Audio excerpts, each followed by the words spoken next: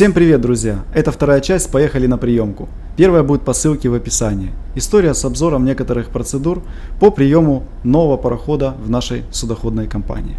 Посадку на судно перенесли на сутки, поэтому нам пришлось ехать в другую гостиницу Orchards Hotel. Дорога заняла примерно около 1 часа. Питание и условия проживания были немного лучше, чем в предыдущей. Номер был более комфортабельный, обрадовал презент из фруктов. Тут даже показывают кино на русском языке, хоть даже актеры не наши, но все же. Мы воюем с ЦРУ. И это американский пиздай. На 8-м этаже раскрывается вид на Джакарту.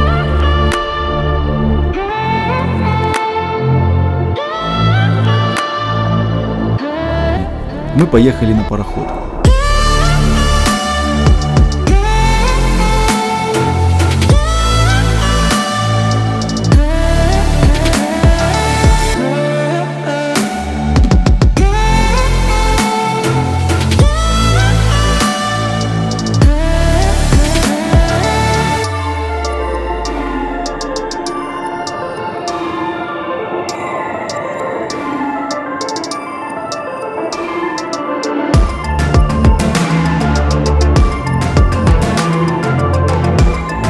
Пока мы едем, кратко расскажу, как идет процесс приемки со стороны офиса судоходной компании. Существуют компанейские процедуры по добавлению судна во флит. Это может быть как new building vessel, когда судно построили на верфи и его готовят в первое плавание. Либо это будет second-hand vessel, когда судно уже существующее, отработало энное количество лет под другим менеджментом. А в нашем случае, во втором, компания получает всю техническую документацию на этот пароход, в том числе и историю мейнтенанса, по возможности, естественно, в деталях. И отправляют туда 2 топ-офицера за 1 месяц до delivery. Это может быть в 2 вариантах.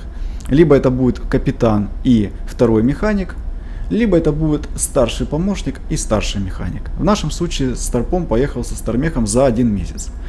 И в рамках политики компании за несколько дней до delivery должен уже приехать весь остальной экипаж, ознакомиться с судном согласно определенных процедур и уже подготовиться к первому плаванию. Также в зависимости от ситуации могут приехать заблаговременные суперинтенданты с компании.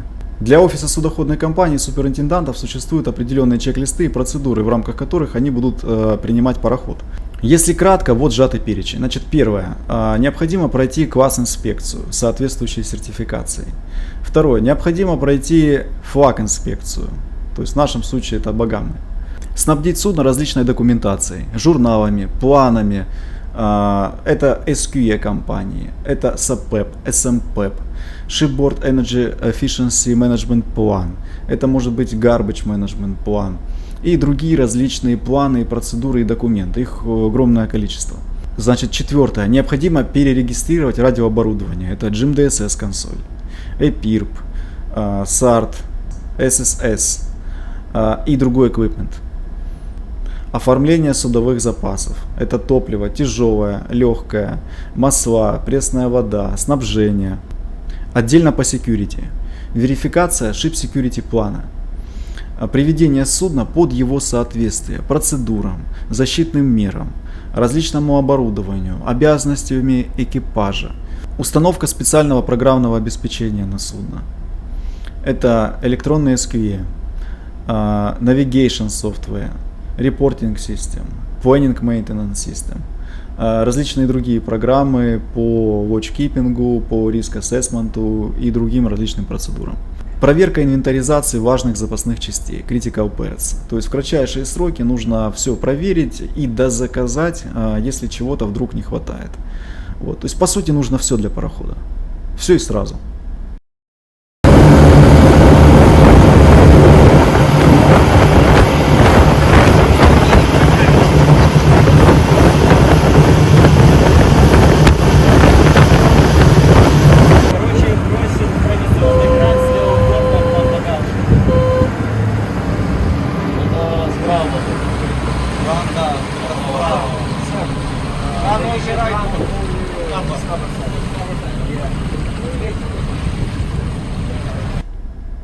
Часть экипажа компании, продавца, уже покинули судно. Осталась только малая часть моряков. Мы ждем, когда с офиса дадут подтверждение о передаче судна. И 1 июня в 18:08 по местному времени подписывают бумаги, и судно переходит официально в нашу компанию, и командование принимает наш капитан. На борту 2 суперинтенданта. Начали проходить familiarization с пароходом всей командой.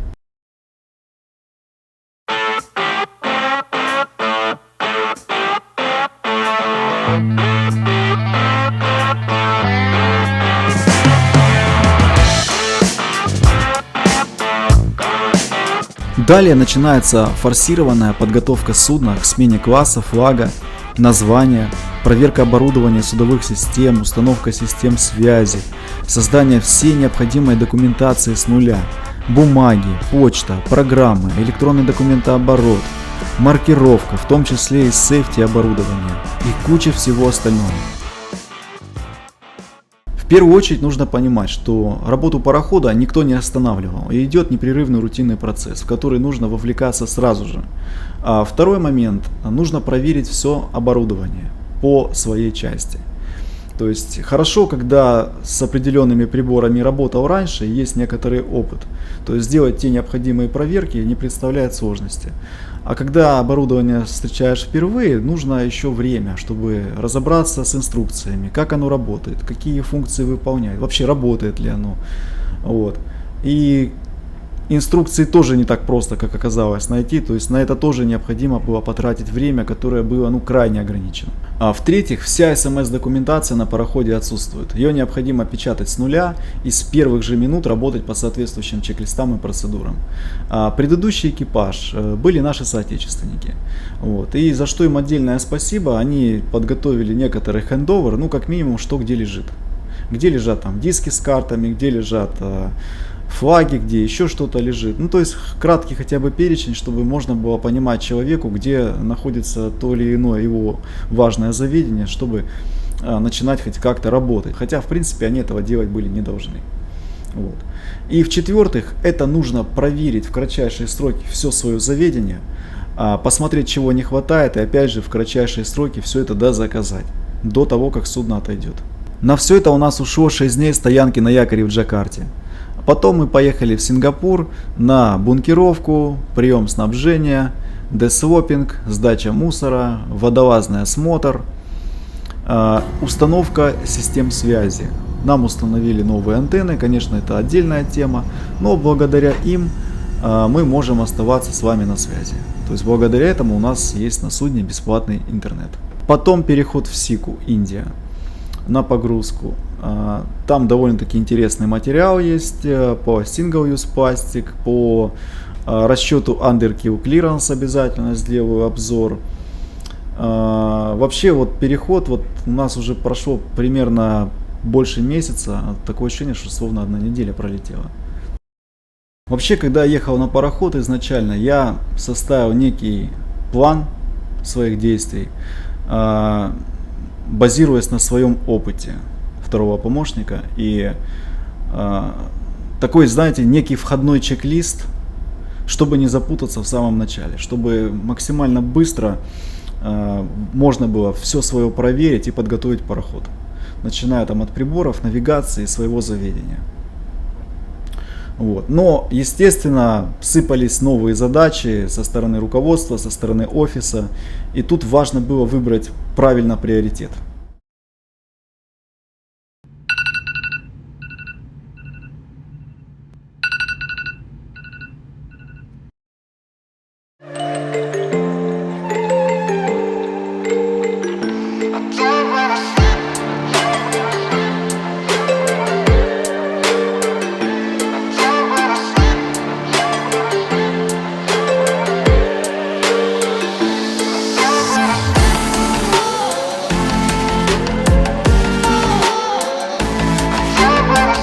Итак, поехали. О работе второго помощника на новом пароходе. Предыдущий второй подстраховал и кинул маршрут на Сингапур с обновленными картами. Естественно, я его перепроверил и адаптировал уже под процедуры своей компании. По ходу первой вахты знакомился с оборудованием мостика, сделал некоторые quarterly тесты в самом начале, но и отчасти некоторые модели ранее не встречал, пришлось разбираться с инструкциями. ECDIS. Установлен Transas в качестве основной навигационной системы, уже именуемой как Вартева. Компания заключает договор на имеющийся уже в системе лицензионный ключ и также присылает необходимые инструкции по активации.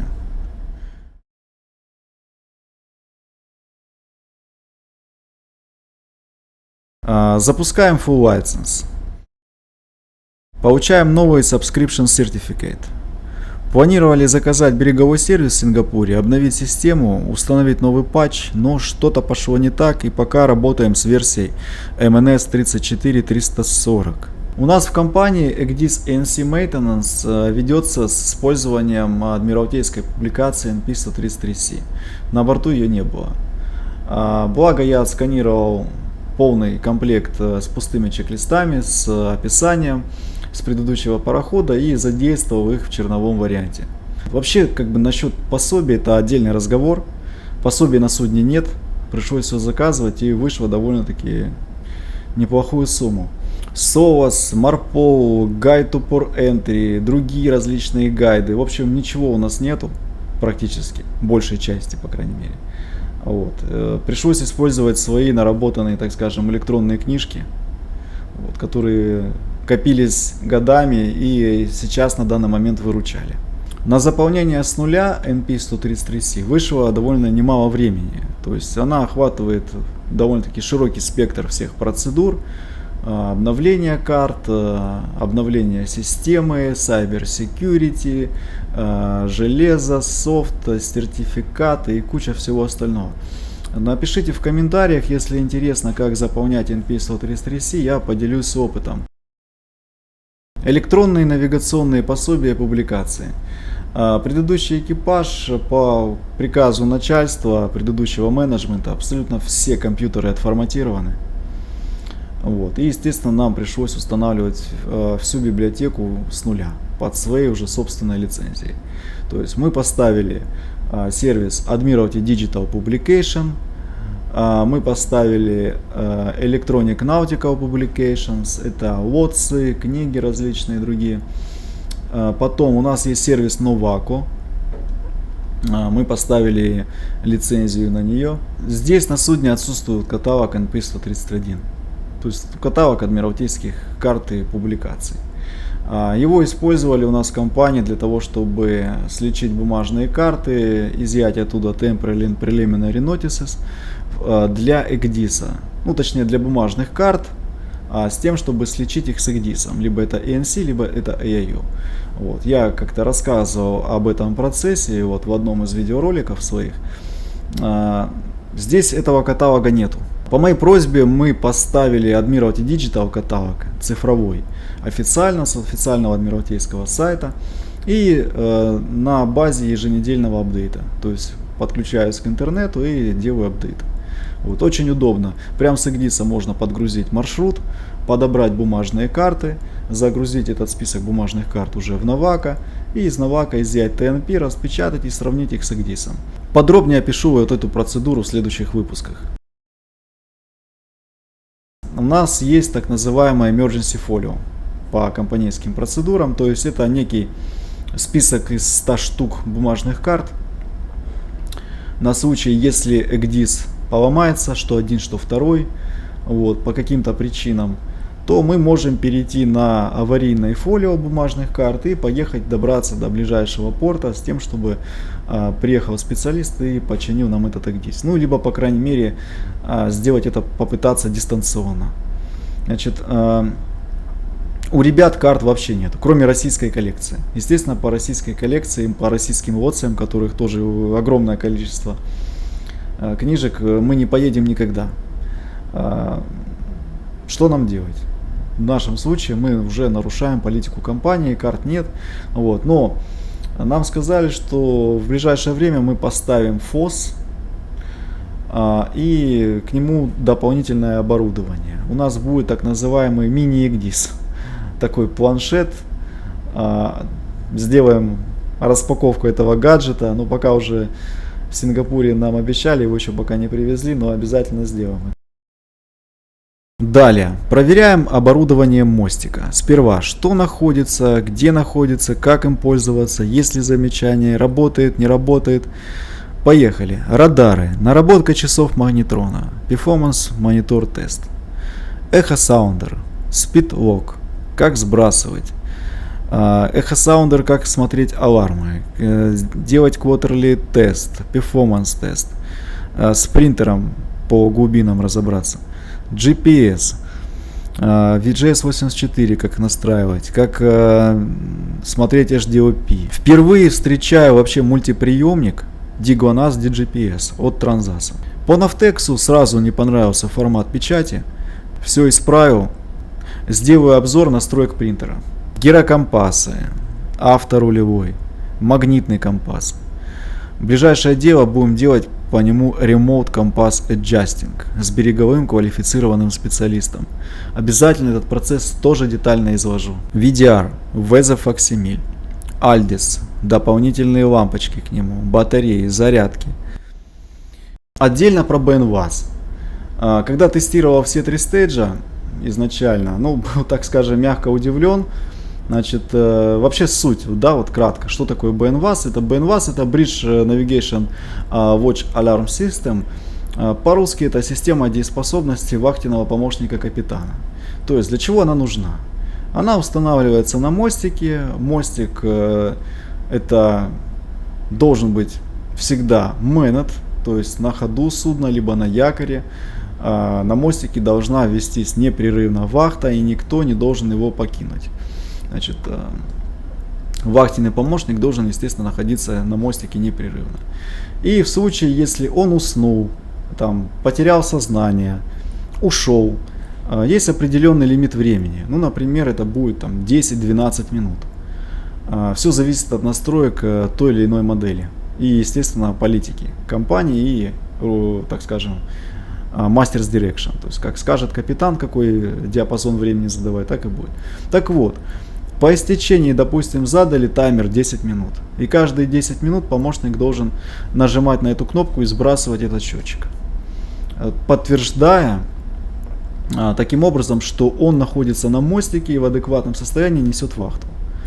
Значит, если он не нажимает на кнопку, то есть, как я уже сказал, по каким-то причинам, да, происходит звуковой сигнал, кричит сигнализация по мостику, привлекая его внимание, он должен подойти и в течение еще буквально секунд 15-30 нажать ее, подтвердив, что я здесь, все окей. Вот. И опять таймер сбрасывается на 10 минут. Если и в этом случае он не нажимает на кнопку, тогда переходит система на второй стейдж. То есть у нас срабатывает сигнализация уже не только на мостике, но и в каюте капитана, и подвахтенного помощника. То есть подвахтенный помощник это тот, кто сдал вахту. Например, вахта второй не нажимает на кнопку, срабатывает у капитана и срабатывает в каюте третьего помощника. И в течение 2 минут орет уже там, привлекая их внимание. Если уже и там никто не нажал, допустим, капитан вышел из каюты в столовую, пойти решил поужинать поздно, а третий помощник в спортзал решил пойти. Тогда в этом случае срабатывает уже следующий, третий стейдж, когда сигнализация орет уже по всему пароходу в местах общедоступных. Например, в той же столовой, в том же спортзале, в мастеруме, в офисе, в пуга может быть установлено. То есть, таким образом, это уже третий, последний стейдж привлекает внимание всех. Говорится о том, что судно брошено, мостик брошен, никто не контролирует за движением парохода, нужно срочно принимать меры.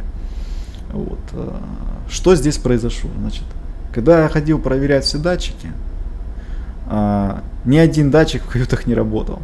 Даже капитана не работал датчик. Я подумал, что странно, что все датчики не работают. Полезли их раскручивать, смотрим, а там был отключен провод в каждой каюте. Ладно, можно предположить, что помощники, так скажем, решили это все дело отключить. Но и капитан решил отключить, что странно уже становится. И первая, конечно, мысль пришла в голову, что ребята работали, так скажем, не напрягаясь, но с другой стороны был явно какой-то подвох. Вот. Когда мы начали разбираться, поняли, что к BNVAS подключены и другие различные навигационные приборы. Ну, например, тот же эхолот. Когда мы переходим на заданную глубину, например, там 200 метров и более, мы его выключаем с вами, и система теряет связь, и срабатывает сигнализация. Срабатывает сигнализация, и BNVAS начинает орать по всему пароходу, в том числе и в каютах. То есть вахта уже сдана, ребята спят, ночью там второй помощник в 3 ночи выходит там на 200 метров, выключает эхолот, срабатывает BNVAS по всему пароходу. Приходишь на вахту, тестируешь авторулевой, of course alarm, heading monitor alarm делаешь, срабатывает BNVAS. В общем, любой аларм практически на любом приборе срабатывает BNVAS и орет по всем каютам. Вот. Ну, в общем, посмотрели в настройках. Кстати, большое спасибо одному подписчику, он прислал некоторые скриншоты, у него такая же модель BNVAS. Вот. В общем, сейчас мы проработали в этом направлении. Посмотрим сейчас, как она отыграет дальше. Вот поэтому люди отключили эти датчики звуковые, чтобы элементарно можно было поспать. Вот. Конечно, не самое лучшее решение, но по всей видимости они другого не нашли. Кстати, в каюте второго помощника BNVAS вообще нет. Я подумал, что он пошел радикальным путем и решил не просто провод отключить, а вообще датчик выбросить. Вот. Но тоже как бы странно, есть определенный подвох. Начали смотреть. Открываем заводские дровинги, оказывается, что у каюта второго помощника, несмотря на то, что там висит лейбл, раньше это был Chief Steward, а второй помощник там, где у нас сейчас Junior Officer. То есть вот на таких second-hand пароходах нужно уже смотреть первоисточник, потому что в процессе плавания за многие годы что-то менялось, и нужно обращать внимание в первую очередь на исходные данные. Вот, как это все было устроено изначально, как построили пароход, как было изначально на заводе. А все остальные модификации там, с приборами, со схемами, сменами кают, это уже второй вопрос, и не всегда его можно отследить сразу же. То есть, чтобы не было таких сомнений, нужно, еще раз повторяю, обращаться к первоисточнику. Обязательно все фигуры согласно КОРЕК, включая гонг, колокол. Они хоть и не используются в последнее время на практике, вот, но по всем правилам они должны быть на судне. Анемометр. В Джакарте была тихая погода, включая переход через Сингапур, Малакку, и наш винд-индикатор показывал максимум 10 узлов. Когда мы вышли в Индийский океан, начался сильный ветер, и анемометр вообще показывал по нулям. Пробовали перезапускать. Делать тесты согласно инструкции, даже разбирать и менять контактные элементы. Но хватало этих мер там буквально на несколько минут, и он опять, как говорится, сдувался на ноль. Запросили сервис. Кренометр. Вслед за ветром пошла и зыбь.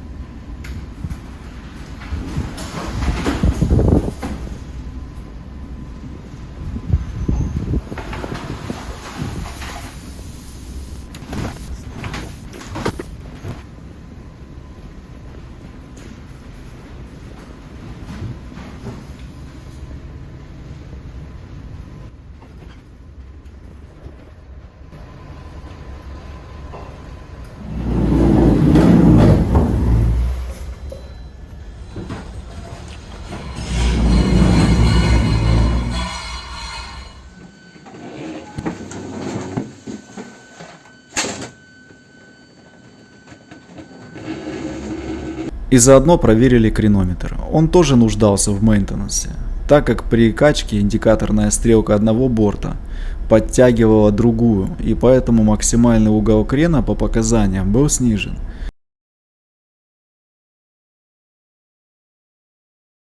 Дальше необходимо проверить оборудование GMDSS. Полностью все приборы, датчики на Bridge Control Console. Отдельным испытанием у нас это репортная система. Дело в том, что изначально не все программы были установлены, и вот представьте себе Non-Report, Report в порту, Arrival, Departure.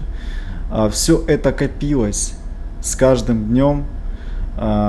Стармех, мы писали на листочках Стармех топливо, я дистанции, координаты. В общем, всю статистику парохода мы клочками вот так вот собирали это все дело, и потом это все копилось как снежный ком. И как только программу установили, она заработала, хоть и не сразу. Прошло определенное время, там примерно у нас прошло там 2-3 недели, мы за этот весь период все восстанавливали. Мы очень много времени потратили, и с такими объемами цифры уже просто плыли перед глазами. Вот. Было, так скажем, непросто это все восстановить. Как говорится, первый блин комом. Вот это вот как раз тот самый случай. То есть мы, по сути, восстанавливали всю статистику парохода, начиная от момента подписания его в нашей компании, то есть с момента получения. Инвентаризация остального своего заведения. Госпиталь. Все медицинские препараты, оборудование. Все нужно проверить и четко отсортировать, согласно накладной, и внести в компанейскую форму. Процесс ответственный.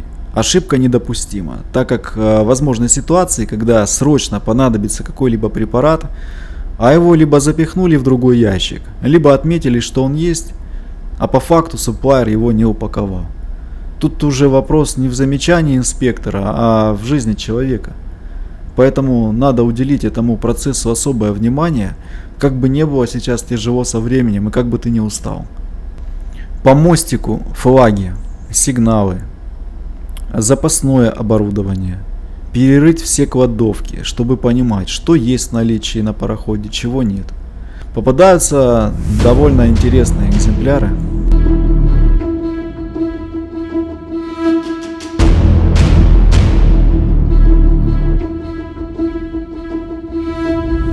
Это бомба, Игорь. Это бомба. Дополнительно нужно обеспечить мостик постерами и выдержками из инструкций и гайдов по навигационной части. Это, конечно, далеко не полный список того, что было сделано вот в таких экстремальных условиях ограниченного времени, стресса, недосыпа. Тем не менее, в разы тяжелее было ребятам, которые приехали на пароход первый раз в должности, либо первый раз в компании.